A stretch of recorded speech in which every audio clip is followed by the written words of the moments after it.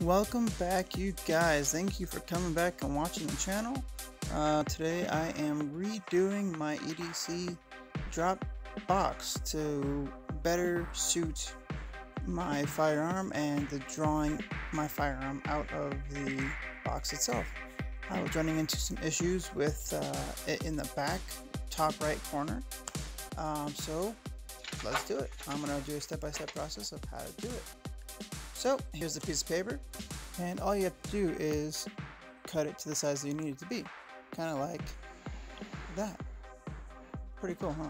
Good times. Anyways, so then you of course need the EDC box to redo. So I'm going to put this paper in here so I can make a stencil of how I want to do it this time. So I had it facing, of course, as you saw, to the left, and it was in the top right hand corner. So I was thinking it might be nice to have it like this. So, oh, I think I need a pencil.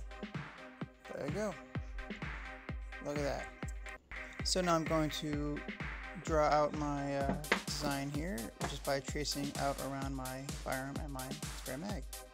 Just like that. Pretty cool, huh?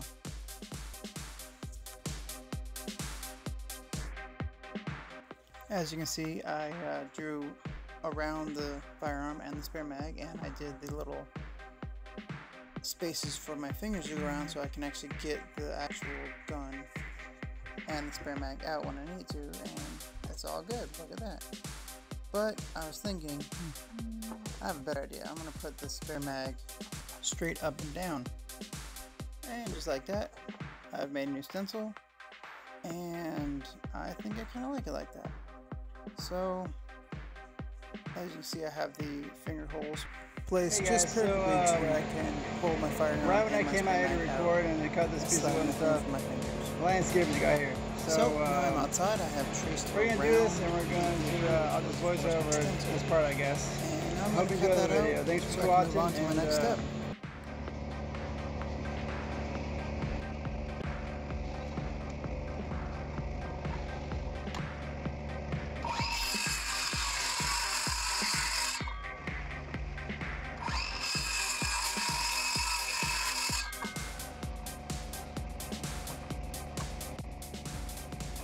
Really quick, guys, make sure you always use eye protection and gloves. You don't have to wear a awesome paintball mask like I did or anything, but just make sure you protect yourself. So I had something like falling on me, and I didn't realize till later that it was actually like sawdust from a tree that that's what I used in the last one. It was raining down on my head. I'm almost out. All around me. I just thought it was sawdust from sparing with it. I'm just cutting use the wood, as well as from me using the air compressor to blow out all the sawdust. Stretch it out. So it was kind of funny now, but so that it will actually stick together and stay together. So that would be a good thing. So as you can see, I'm just doing little smears of it, because the last time I tried to do it, I just did like a big swirl of it, and it just didn't really want to spread out. I don't know if it's older or what, but I didn't think we had it that long, but I guess we'll see. I mean, it worked just fine in the other one. It's just a lot thicker than I expected it to be. So I got out my handy dandy little grabby things. I don't even know what they're called, but they're really handy to have. They're little, you just really stick it on your project, and you just pull this flappy thing until it closes all the way down. And yeah, those are some cracks. Don't be hating. So you just like clamp down and then it holds your stuff down. So before this dries, I basically just put it on there so it matches as good as I can. I'm gonna sand it all in a little bit, or after it dries and everything, really nicely. But for right now, I'm just gonna kind of have it like this. Since it was so thick, I'm really pushing it down like with my own weight, and I weigh like a lot, so I pushed it down as hard as I could just to get it to stick as good as I can. Now I'm going to use these fellows to tighten it all up all around and just leave it there for overnight so it can dry completely, and then we'll cut it out tomorrow. So I think I got it down pretty good, and you may be saying that's a little too much, and no, you're wrong, because I still have one more. But there's no room to put it anywhere, so I'm going to save this one for later just in case, and we'll see how it turns out. If you were paying attention, the landscapers are here, okay? And I just got done filming just a second ago, and just letting it dry in here. It's just sitting right there drying. And I'm like, man, I know I used the air compressor to like shoot the sawdust out of here, but it's still coming down. Like, what in the world's going on? So I glance out there and, you know, yeah, that's landscapers shredding a tree, just shooting that dust everywhere and like sawdust everywhere. Okay, guys, so I'm out here now going to drill and cut the new template for the EDC drop box for the spot where I put my firearm, and have this as the flyers drive me insane, and of course to help with dust and all that stuff. So good times.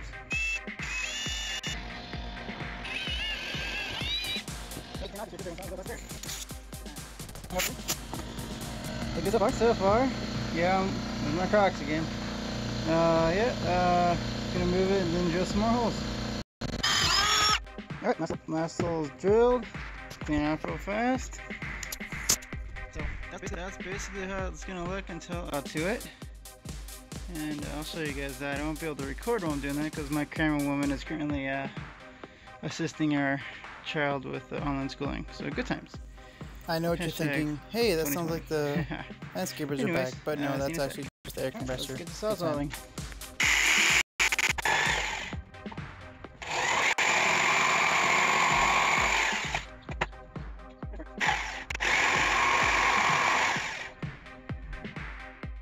Always wear eye protection.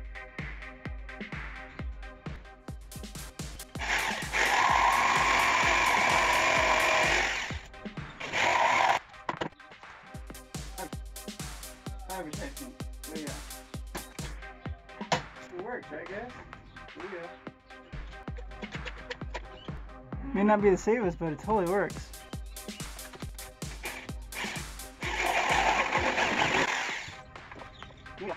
Yeah. We're just gonna sand till the cows come home. Well, we don't have cows, but again.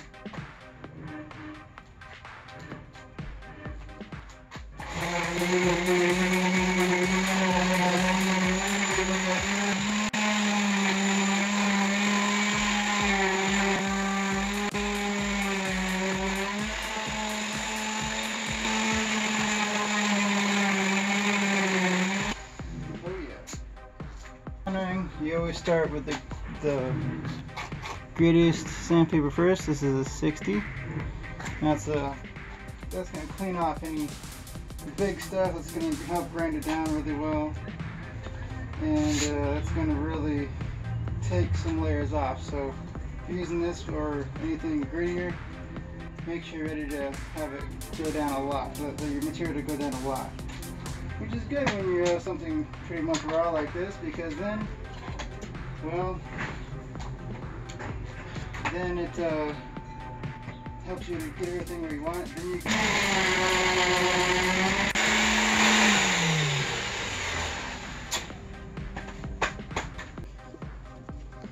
just go like that, and yeah, just take a little bit more. I have a new little thing right here. Got my drill hooked up with this little, it has a bunch of little teeth on it. It's meant for doing wood here. So I've already started a little bit, and I'm gonna do some more. So look at that. You're welcome. Okay.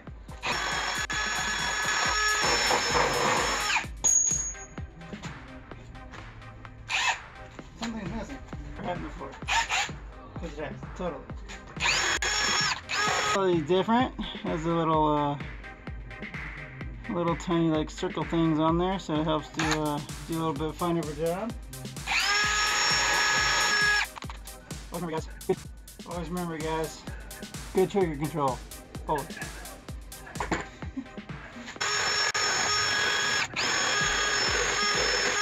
sanded all the sides again, knocked down just a little bit more so I can easily fit it in there, and it fits in just fine. So now, oh yeah.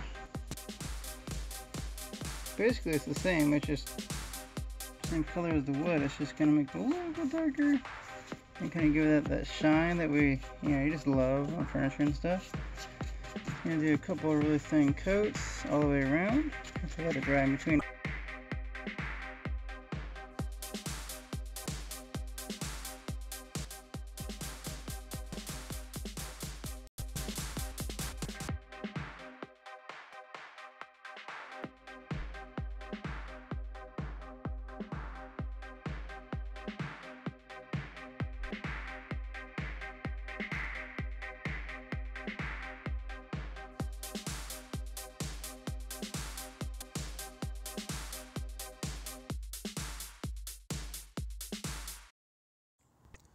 So now I have to take out the old insert from the box. Yes, it's still in there. Good times, right? So if anyone watched the last video when I talked about just how many of the little nails I put in there, I put at least 200 in there. Okay, I'm just kidding. I put at least like 40 or 50 in there.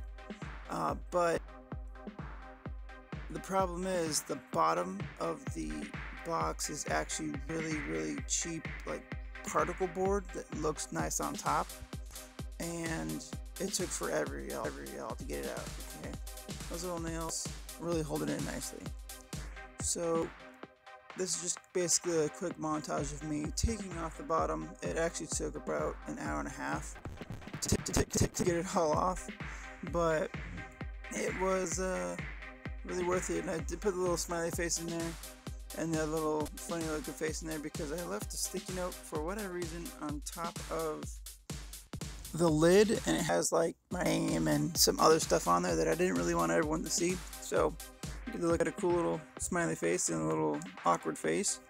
There you go, they're all gone now. So now this is the bottom of the box with the felt on the bottom.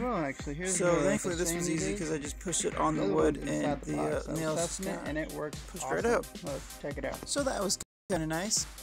And I just used my handy little pliers here to pull them out. Which brings us to the insert that I put in before. I put a lot of nails in there, but I got them all out, so it's a lot easier with that. Now I'm going to put all the nails back in, but only on the bottom around the rim to hold it onto the box. I think I'm just going to drop in the new one and leave it in there. Just like before. This in there, really nicely and easily. Put the lid right there, thing in there, and this is also with one hand.